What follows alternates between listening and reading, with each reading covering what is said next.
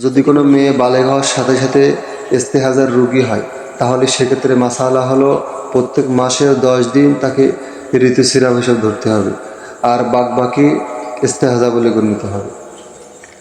আর পবিত্রতার সর্বনিম্ন হলো 15 দিন, আর ঊর্ধ্বে কোনো সময়সীমা নাই।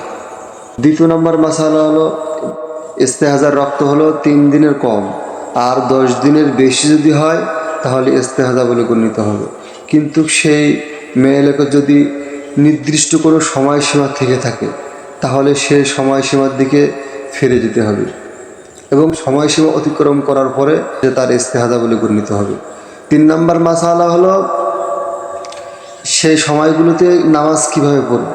যে ওয়াক্ত আসার সঙ্গে সঙ্গে সে সালাতের জন্য উজু করবে এবং সে উজু দিয়ে যত নফল ফরজ সুন্নাত যত পারে সে তত পড়বে, কিন্তু ওয়াক্ত চলে যাওয়ার সাথে সাথে তার উজু ভেঙে যাবে এবং পরবর্তী ওয়াক্তের জন্য তাকে উজু করতে হবে।